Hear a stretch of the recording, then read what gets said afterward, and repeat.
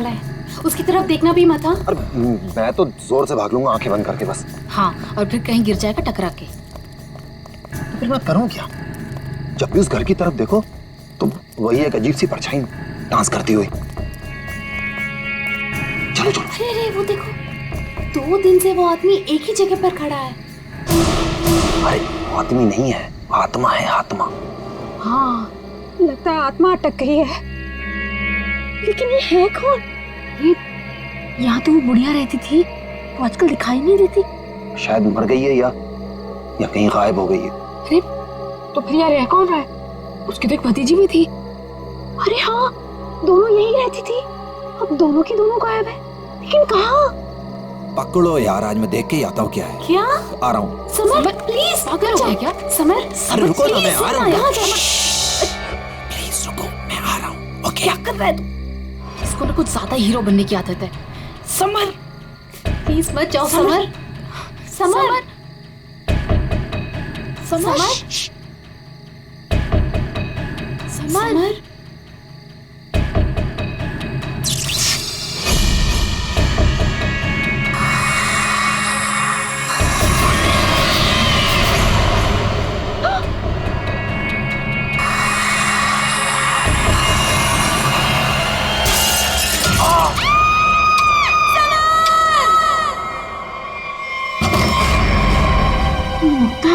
क्या हुआ बेटा? हमने वो गूंज महल वाला रास्ता पकड़ा था और वो बेवकूफ समर वो महल के अंदर चला गया था। अरे पर तुम लोग उस रास्ते गए क्यों?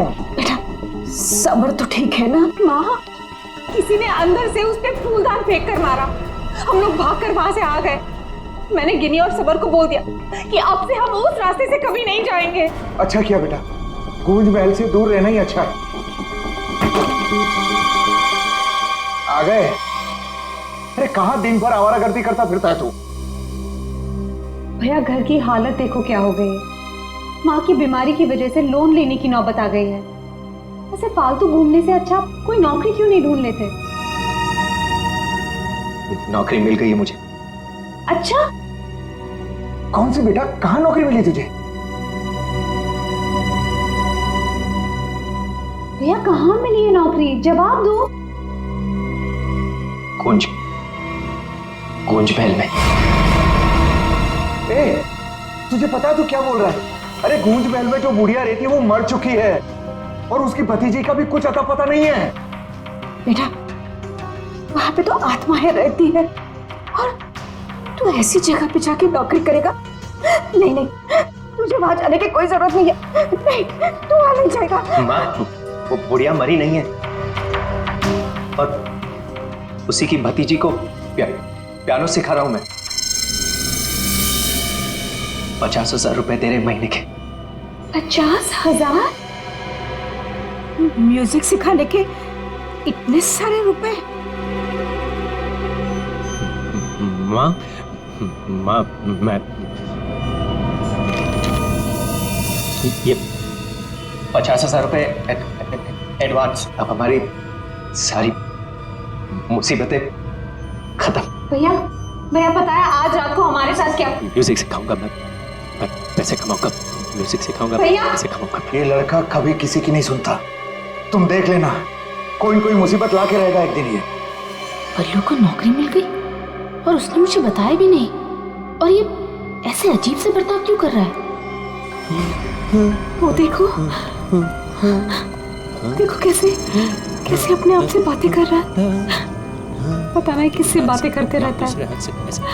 बल्लू, बल्लू। हाँ हाँ हाँ, मुझे जाना होगा समर। बल्लू हमारी बात तो सुनो। मुझे काम के लिए लेट हो रहा है। गूंज महल में मेरा इंतजार हो रहा है। बल्लू बल्लू, मेरी बात सुनो, वहां मत जाओ। मैं नहीं जानता कि तुम क्या कर रहे हो, लेकिन वहां जाने का खतरा है। ये देखो मेरे साथ क्या हुआ है।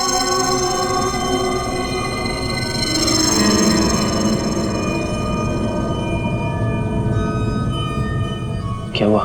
कल गूंज महल में एक औरत ने मुझ पर हमला किया। नहीं, ऐसा नहीं हो सकता। वहां तो सरिता आंटी और उनकी भतीजी ईशा रहती है। वो बहुत अच्छे लोग हैं, ऐसा नहीं कर सकते। मुझे लेट हो रहा है, मुझे जाना होगा। अरे भैया मत जाओ, वहाँ खतरा है भैया।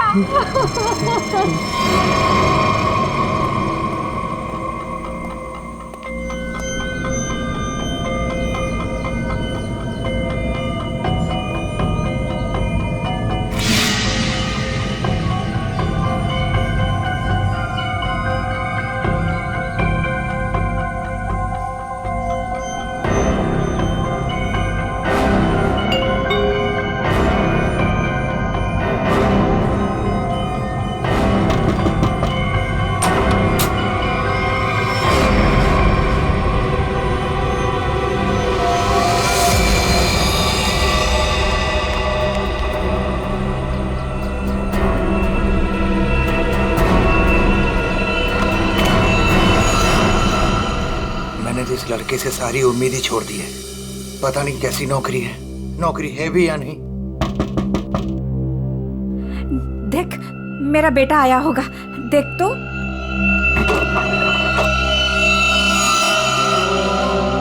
भैया भैया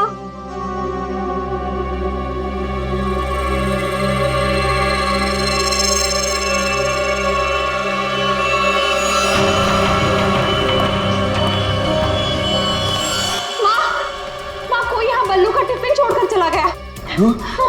बल्लू को कुछ हुआ तो नहीं ना?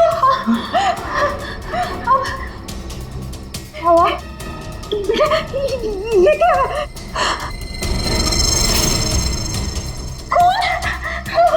अरे कौन कैसे खोला?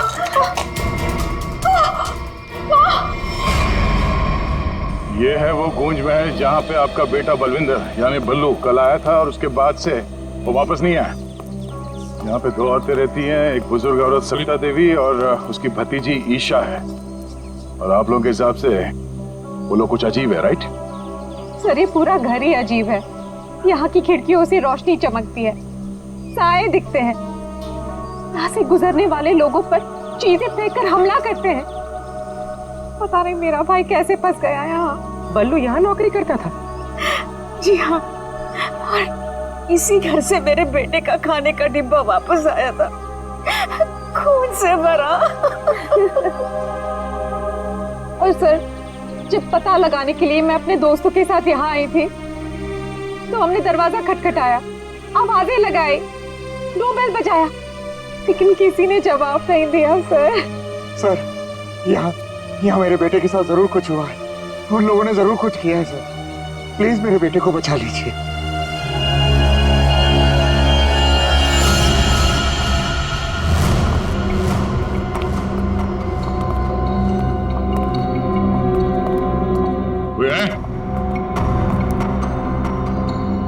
क्या तो कोई दिख नहीं रहा?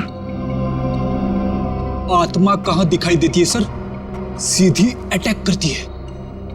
सर, यहाँ पर बल्लू, सरिता और ईशा, इनमें से कोई होना ही चाहिए। सरिता जी हैं भी या नहीं, किसी को कुछ नहीं पता सर। लोग तो यहाँ तक कह रहे हैं कि सरिता जी की मौत हो चुकी है। यहाँ हुआ तो है कुछ।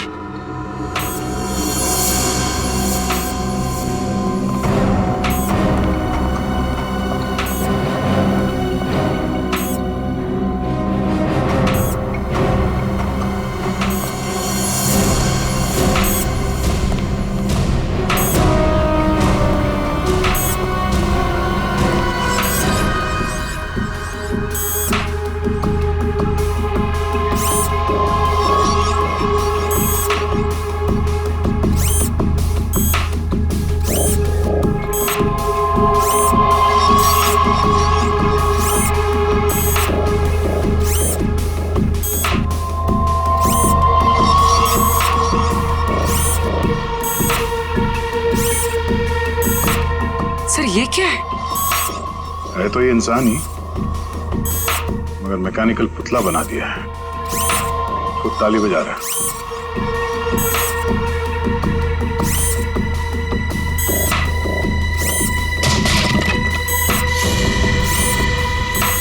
निखिल, नजर रखो इस पे, हम लोग देखते हैं।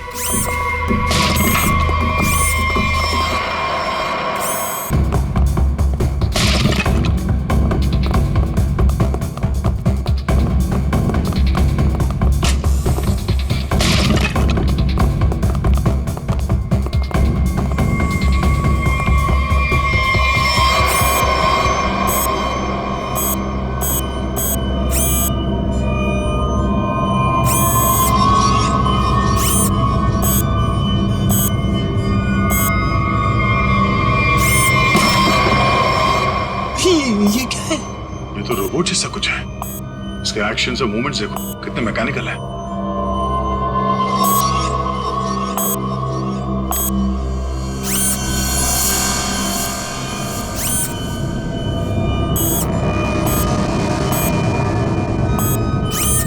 सर ये यहाँ आए कैसे और इन्हें रोकेंगे कैसे? इसे तो टेक्निकली रोका जा सकता है।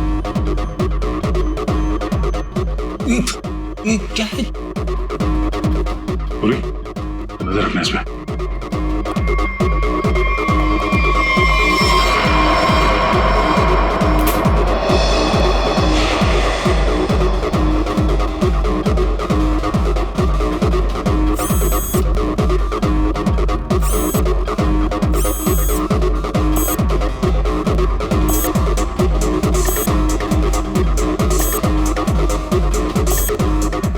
तीन यंत्र मानो, सब लोग अपने मूवमेंट्स ऐसे ही दोहरा रहे हैं। कौन है ये लोग और इन लोगों के साथ ऐसा किसने किया?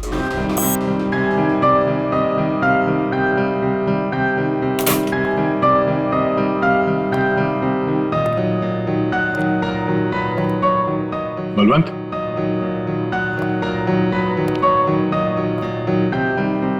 बल्लू, बल्लू,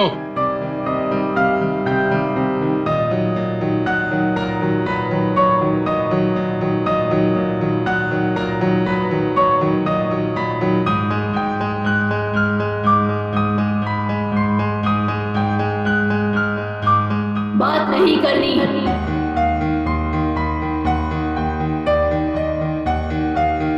क्या हो गया तुम्हें? और तुम ये लड़की की आवाज में बात क्यों कर रहे हो? और ये तुम्हारे कपड़ों पे ये खून कैसे? हाँ? बल्लू इधर देखो, मैं तुमसे कुछ बात कर रहा हूं, मेरी तरफ देखो।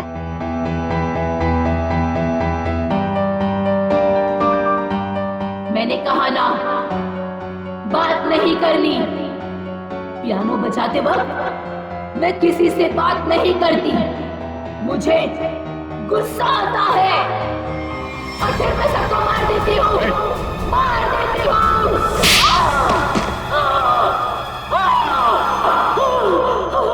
बोलो, अरे बोलो। एक्सक्यूज मी, कौन है तुम?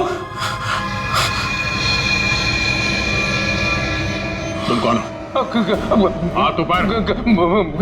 देखिए आप गोली मत चलाना, गोली मत चलाना। ये मेरा ही घर है, आप गोली मत चलाना, मारना मत मुझे आप प्लीज। तुम्हारा घर है ये? हाँ, ये मेरा घर है। क्या खेल खेल रहे हो तुम यहाँ? हाँ? और तुम्हारे घर में ये सब लोग कौन है? शायद ह्यूमन मशीन्स है जो तुम्हारे इशारे पे नाच रहे हैं। क्यों? सर ये क्या कह रहे हैं आप? मैं नहीं जानता सर।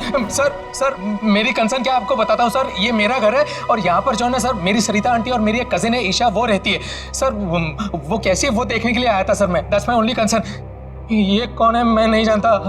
आप कौन? सीआईडी। सीआईडी? मेरा नाम आकाश है। मैं सूरत में रहता हूँ सर, और यहाँ पर है ना हर 2-3 महीने में एक बार आता रहता हूँ। सर प्रॉब्लम क्या हुई मैं आपको बताता हूँ। उनका फोन है ना स्विच ऑफ आ रहा था, तो मुझे पता नहीं चल रहा था कि क्या हुआ है। और फिर अब यहाँ पर आकर देखता हूँ तो आपको यहाँ पर ये इसके शर्ट पर खून लगा है सर। मेरी आंटी और ईशा को इसने कुछ किया तो नहीं ना सर? इसलिए मार तो नहीं डाला ना उन्हें सर?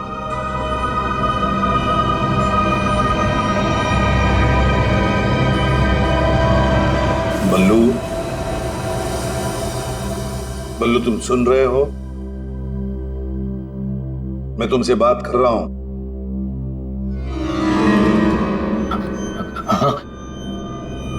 अब मुझसे कुछ पूछ रहे हैं? हाँ।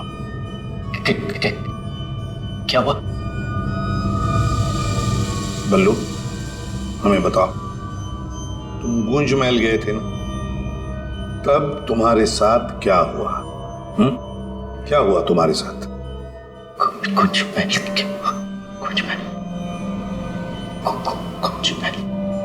तुम ईशा को म्यूजिक सिखाने गए थे ना वहां पे क्या हुआ था? सरिता और ईशा कहाँ हैं? सर मुझे समझ नहीं आ रहा है कि आप लोग इसे इतना प्यार से क्यों पूछ रहे हैं। Is a criminal.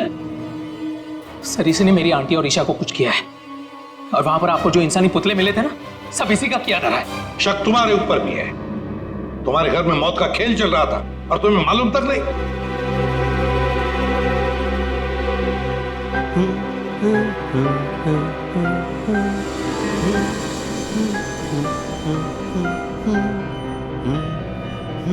सचिन, वो फोटोग्राफ दिखाओ।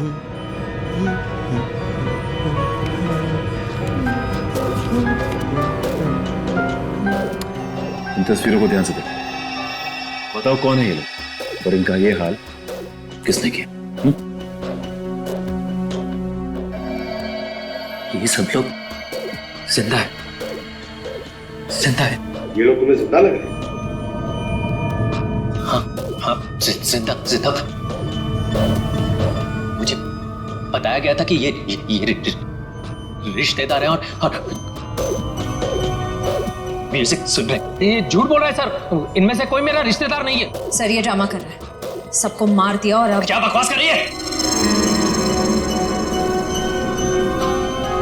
तुम्हें चाय के लिए कहा था ना, चाय किधर है? हाँ? ये ईशा कुछ बोल क्यों नहीं रही? ये अकेला क्यों ताली बजा रहा है? हाँ? मम्मी को बोल देता हूं, रुकूं या भाग जाऊं? कितना बड़ा और डरावना घर है। सर आप मेरी बात सुनिए सर, ये पूरा का पूरा पागल हो चुका है। Is a psycho killer. Bablu क्या हुआ था कल जब तुम ईशा को म्यूजिक सिखाने गए थे? कुछ याद है वहां पे क्या हुआ था? हा? क्या हुआ था वहां पे?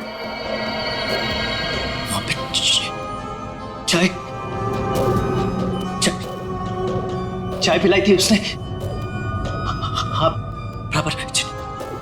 चाय। तो फिर ईशा कहाँ गई?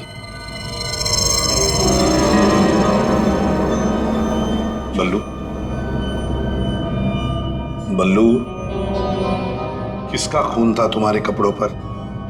हाँ? फिर दया पर हमला क्यों किया तुमने? कपड़े अरे मेरे कपड़े बदल गए। मेरे कपड़ों पे खून था। खून था कपड़ों पे। खूनी के कपड़े पे खून ही होता है। एक मिनट, आप जरा उधर चलो। चुप रहिए, बीच में बोली मत। चाय लेके आओ। ईशा को ये आदमी तो किसी भी सवाल का जवाब ठीक दे नहीं रहा।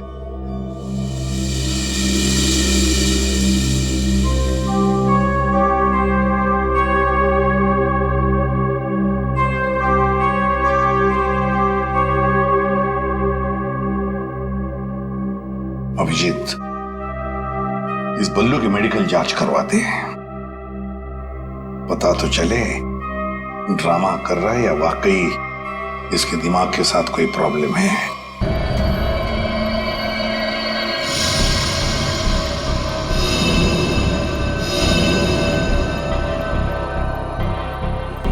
बल्लू की कमीज पर एक लड़की का खून लगा हुआ।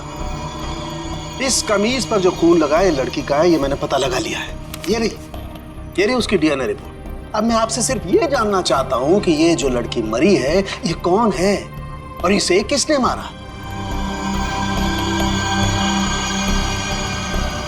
इसे आपने मारा? नहीं? या फिर इसे आपने मारा? नहीं? या फिर इसे तुमने मारा?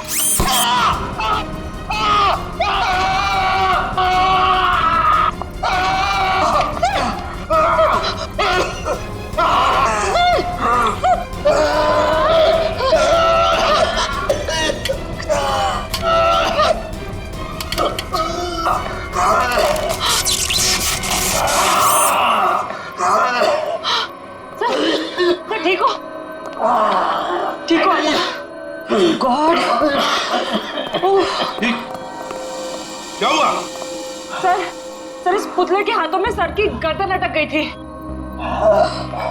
बहुत जल्दी छुड़ गए। हाँ, छोड़ दिया, बहुत जल्दी छोड़ दिया, क्योंकि ये पुतले ना तो मशीन है, ना ये पुतले पूरी तरह से इंसान है। तो फिर ये कि ये टैक्सीडर्मी और रोबोटिक का मिला जुला रूप है। सर, ये टैक्सीडर्मी और रोबोटिक्स क्या होता है? पंकज, टैक्सीडर्मी एक कला है जिसमें जानवरों की खाल को एक खास किस्म के केमिकल में प्रिजर्व करके उनमें भूसा भर करके उनको एक आकार दिया जाता है। इन तीनों के साथ भी ऐसा ही किया गया है। इंसान की खाल को केमिकल में प्रिजर्व करके लकड़ी के पुतलों पर चढ़ाया गया है। लेकिन सर ये सब करना तो गैर कानूनी। उन्हीं गैर कानूनी काम ही तो करता है। यार सालुंखे, ये इंसान तो नहीं है, फिर भी ये ताली कैसे बजाते हैं, हमला कैसे करते हैं?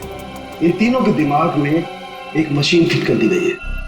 इसका कंट्रोल खूनी के हाथ में, और खूनी ने उस मशीन के जरिए इनके चारों तरफ एक खास घेरा निश्चित कर दिया। कोई भी इंसान उस घेरे के अंदर आकर के कोई मूवमेंट करता है, ये चालू हो जाते हैं, अपना काम करने लगते हैं। एक्टिव हम लोग भी तो आसपास घूम रहे हैं डॉक्टर साहब। नहीं, इन तीनों की मशीन को मैंने डीएक्टिवेट कर दिया था। वहां उस पीछे वाले में कुछ गलती रह गई। अब बॉस, और ये एक्टिविटी इनकी मेमोरी में पहले से फिट है। और इतना ही नहीं बॉस, इनके अंदर और भी बहुत कुछ है। आओ दिखाता हूं।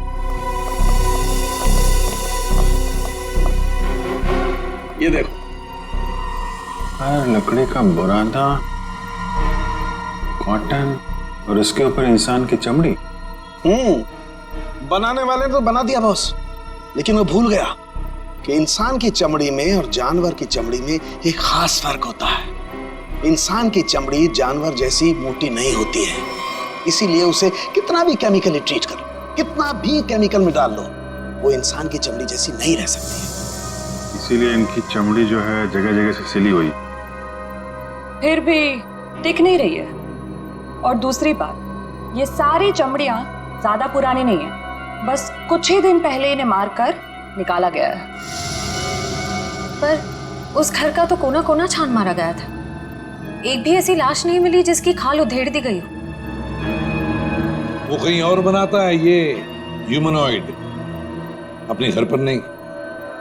तीनों की कोई मिसिंग रिपोर्ट नहीं है, कोई आईडी वगैरह नहीं मिली। है कौन ये लोग? तारिका जी, ये जो कपड़े पहने थे इन लोगों ने, उनसे कुछ पता चला आपको? कुछ खास नहीं, तीनों के कपड़े से बस एक लेबल मिला है, किसी टीएल टेलर का लेबल है। TL Taylor?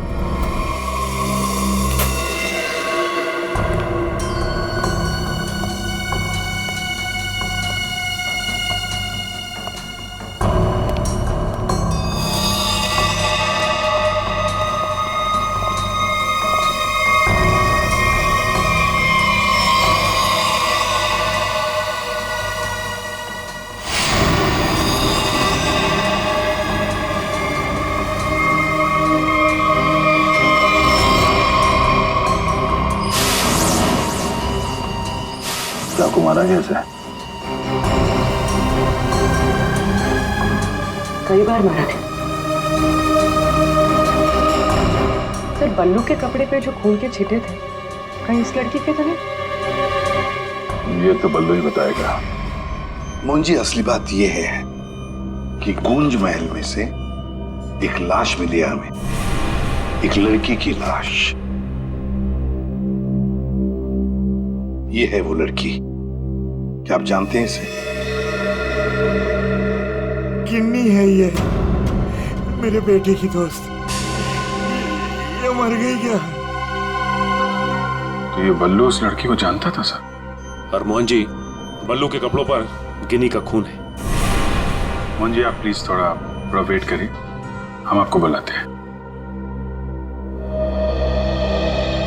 एसीपी सर, मैंने बल्लू की सारी रिपोर्ट्स पढ़ ली हैं। डॉक्टर सालुंखे से भी बात हुई मेरी। बलवंत के खून में ऐसे ड्रग्स हैं जिससे इंसान सच और झूठ के सपने के अंतर को नहीं समझ पाता। उसे उस वक्त जो कहा जाए उसे वही सच लगता है। तो क्या डॉक्टर साहब, ये बलवंत ड्रग के इन्फ्लुएंस में किसी को मार भी सकता है? जी, ऐसा हो भी सकता है और नहीं भी। हमने बलवंत को कुछ मेडिसिन्स दी हैं। आधी बेहोशी की हालत में हम बलवंत के दिमाग के माध्यम से वापस गूंज महल जाएंगे। क्या तुम मुझे सुन पा रहे हो बल्लू? हाँ। गुड। अब एक काम करो, अपनी आंखें बंद करो और ठीक उसी तरह वापस गूंज महल जाओ जैसे तुम पहली बार गए थे। बोलो ईशा, क्यों बुलाया? वो मेरे पास एक नौकरी है तुम्हारे लिए, करोगे? नौकरी? हाँ, तुम म्यूजिशियन हो ना, पियानो बजाते हो, मैं जानती हूँ। मैं तुम्हें 50,000 रुपए दूंगी। 50,000? हाँ, अब तुम यहाँ बैठो, कहीं जाना मत, मैं तुम्हारे लिए चाय बना के लाती हूँ, ठीक है? यही बैठना। चाय नहीं चाहिए ईशा, सुनो। ये 50,000 की नौकरी कर लूं? कर लेता हूं, पैसे अच्छे हैं, उससे माँ का इलाज भी हो जाएगा। लेकिन ये ईशा मुझे कुछ बताने वाली थी, उससे कुछ बोल नहीं रही। पता नहीं क्या हुआ ऐसे, और ये घर भी थोड़ा सा अजीब लग रहा है। कहीं ईशा कोई मुसीबत में तो नहीं है?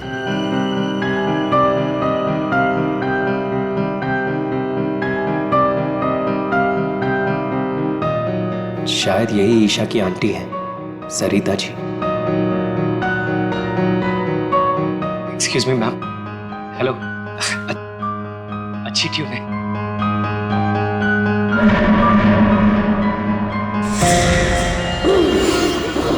नहीं छोड़ूंगी।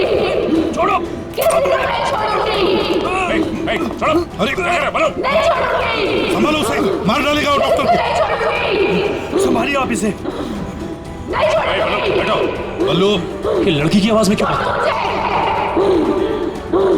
छोड़ो मुझे। डॉक्टर साहब। नहीं छोड़ूंगी। पकड़िए आप इसे। किसी को नहीं छोड़ूंगी।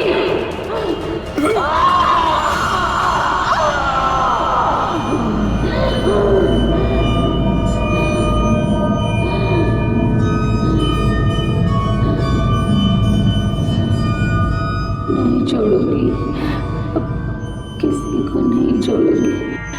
पुतला बना दिया, परेशान कर दूंगी। बची हुई बॉडी से मछलियों को खिला दूंगी।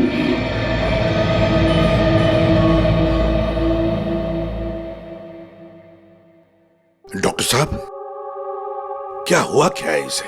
हाँ? ये से अचानक से औरत की आवाज में क्यों बात करता है? जब तक बल्लू पियानो तक नहीं पहुंचा था तब तक ये ठीक था, लेकिन जैसे ही इसके दिमाग में पियानो की आवाज सुनाई दी, ये कोई और बन गया।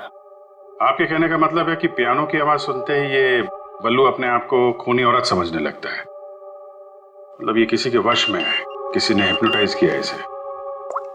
क्या लगता है आपको डॉक्टर साहब? हाँ, हेयर टेलर्स का पता चल गया सर, जिसने तीनों मानव मशीन के लिए कपड़े बनाए थे सर। अच्छा, DL टेलर्स।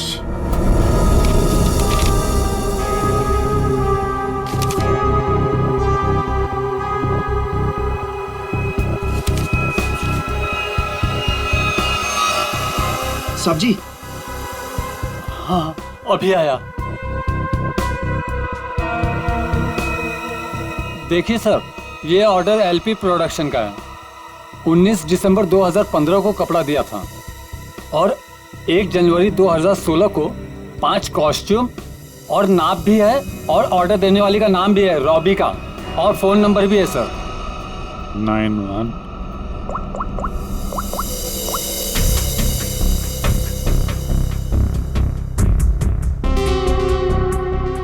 सर, फोन बंद है। कोई बात नहीं, इस फोन की लास्ट लोकेशन ट्रेस करो और कुंडली निकालो इस रॉबिका की। सर। हाँ साड़ू साहब।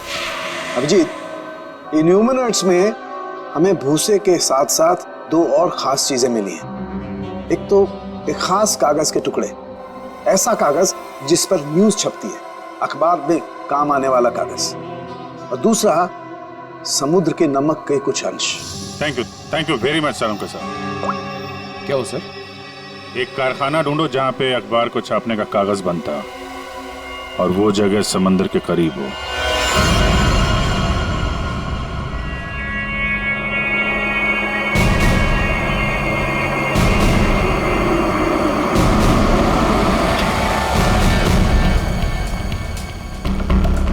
समंदर के किनारे पेपर मिल,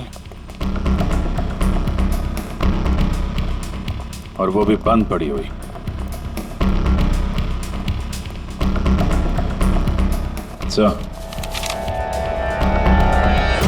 सर यहाँ पे ये पेपर और ये पेड़ की छाल और वहां पर कपड़े, यहाँ तो वो हर वो चीज मौजूद है जो मानव मशीन के अंदर भरी गई है। सर हो सकता है उस क्रिमिनल के काम करने की जगह यही हो जहां वो पुतले बनाता था। क्या पता वो अभी भी कहीं आसपास ही हो। मगर वो जगह कहाँ है? यहाँ तो सिर्फ पुतले में भरने का सामान है ना। वो टैक्सी डमी की जगह और वो रोबोट बनाने की जगह वो कहाँ है? पुतलों में भरने का सामान यहाँ है तो वो जगह भी यहीं कहीं होगी। ढूंढो।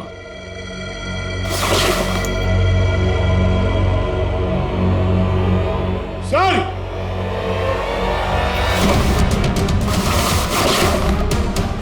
सर! माय गॉड,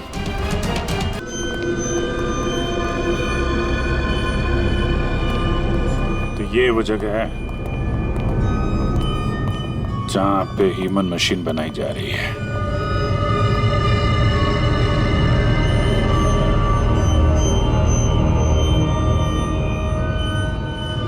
ये देखो,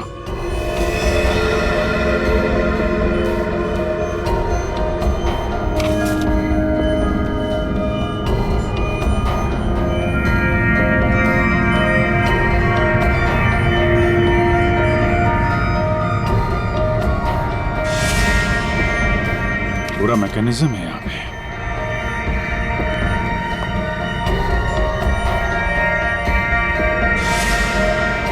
सर! हाँ? सरिता जी का रोबो। Oh no.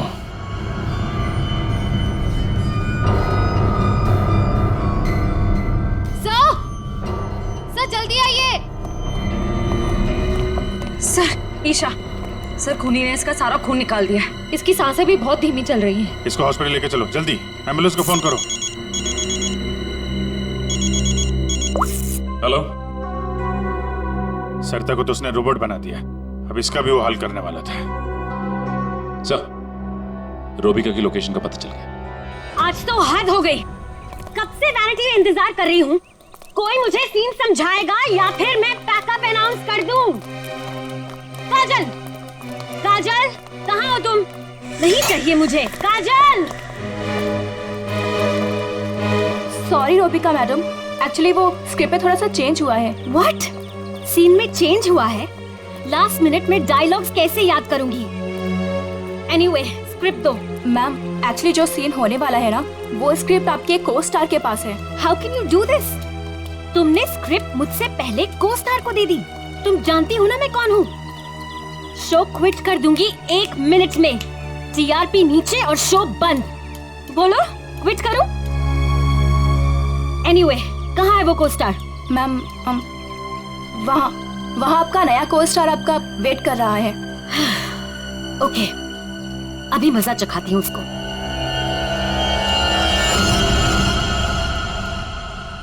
हेलो, कोई है? यहाँ तो कोई नजर नहीं आ रहा। हेलो, कोई है यहाँ पर? हेलो, हेलो, कोई है? पता नहीं ये काजल भी ना यहाँ क्यों भेज दिया मुझे।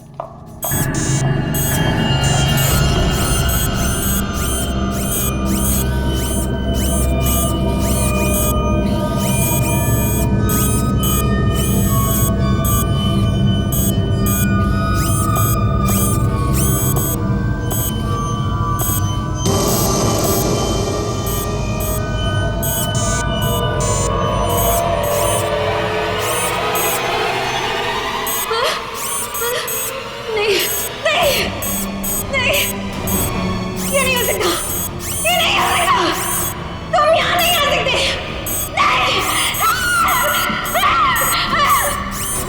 Hello miss Rubika.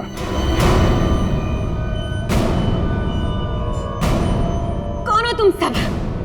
और ये सब नाटक क्या है? हमें छोड़िए, आप ये बताइए कि आपने ऐसा क्यों कहा कि ये यहाँ नहीं आ सकते? आप जानती हैं ना? वो मैं डर गई थी, इसीलिए मेरे मुंह से कुछ भी निकल गया। सच बोलिए, सीआईडी से हम लोग। सीआईडी? जी हाँ। इन मशीनी मानों के पीछे क्या कहानी है? कौन है वो 3 लोग जिन्हें तुमने इस हालत में पहुंचा दिया? ईशा और सरिता के साथ क्यों किया तुमने ऐसा?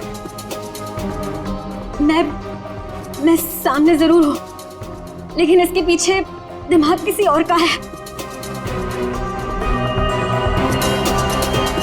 किसका है? लेकिन सर, आपने हम सबको यहाँ क्यों बुलाया? हाँ सर, मेरी समझ में ये नहीं आ रहा है कि आप लोग किस किस को पकड़ेंगे। कभी बल्लू पर शक, कभी हम लोगों से पूछताछ। आखिर आप लोग चाहते क्या है ना? कुछ तो बताइए सर, ये सब किसने किया है? सारे सवालों का जवाब मिल जाएगा, लेकिन यहाँ आप लोगों को बुलाया है एक कहानी सुनाने के लिए। कहानी? जी हाँ, कहानी। कहानी एक इंसान की जिसका दिमाग बड़ा शातिर था। उसके दिमाग में एक प्लान पल रहा था, लोगों को मारना, फिर रोबोटिक्स और टैक्सीडर्मी के जरिए उन्हें वापस जिंदा करना। और ऐसे में वो मिला एक खूबसूरत लड़की से, जिसकी एक बेरहम आंटी थी जो उसे बहुत तंग कर रही थी। उस लड़के के दिमाग में एक आइडिया आया। उसने उन दोनों को एक बहुत बड़े कोठी में शिफ्ट करवा दिया।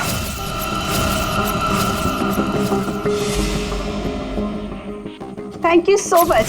और फिर उस लड़के ने उस सुंदर सी लड़की को पहला झटका दे ही दिया। उसने उस लड़की की आंटी को मार डाला इसी घर में। इस तरह लड़की की आंटी बन गई इस लड़के का पहला कामयाब आविष्कार। उसके बाद में उसने कुछ लोगों को और भी अपने एक्सपेरिमेंट का निशाना बना दिया। और हैरानी की बात यह है कि वो सब उसके वो दोस्त और कलीग्स थे जो उसके साथ विदेश में काम करते थे। अब हुआ ये कि ये लड़की इस लड़के से बहुत डरने लगी और फिर उससे बचने के लिए उसने अपने और एक दोस्त की मदद मांगी। ऐसे रो मत, मैं हेल्प करूंगा तुम्हारी, तुम बताओ क्या करना। और जब खूनी को ये बात पता चली तो बहुत भड़क गया। प्लीज मुझे मत मारो, मुझे छोड़ दो प्लीज। उसने उस लड़की को कैद कर लिया और उसके दोस्त को बेवकूफ बनाया। उसने उसे ये एहसास दिलाया कि ये सब कुछ जो हो रहा है वो उसी की वजह से हो रहा है। तुम जैसा बोलोगे मैं वैसा करूंगी, प्लीज मुझे जाने दो। और उस बेचारी लड़की ने अपने मददगार दोस्त के चाय में ड्रग मिलाकर उसे हिप्नोटाइज करना शुरू कर दिया। मैं जैसा बोलूंगी तुम वैसा ही करोगे, मेरी हर बात मानोगे तुम, है ना? दिलचस्प कहानी। सर ये कहानी तो इस घर की और बल्लू की है। हाँ, सरिता, ईशा और उस खूनी की कहानी है ये। लेकिन सर वो खूनी कौन है? वही तो, खूनी कौन है कौन खूनी?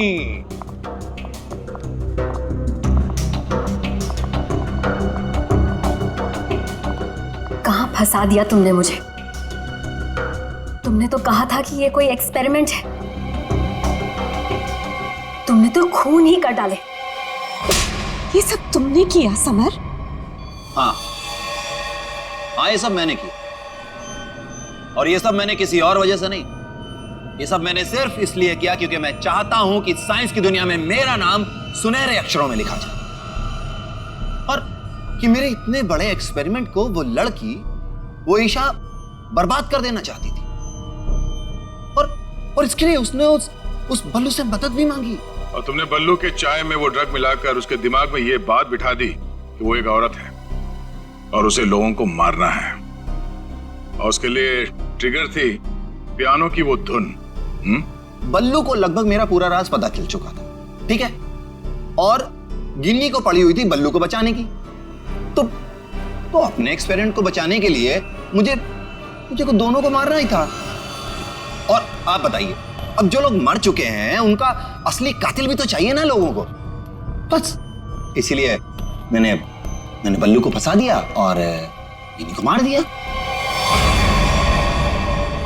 साइंस की दुनिया में अपना नाम सुनहरे अक्षरों में देखना चाहते थे तुम। दिमाग तो था, है, पर क्या करें, विकृत है, विकृत। अपने इस घटिया एक्सपेरिमेंट के लिए न जाने कितने मासूम लोगों की जानें ली तुमने। तुम्हें जीने का कोई हक ही नहीं है। फांसी होगी तुम्हें, फांसी।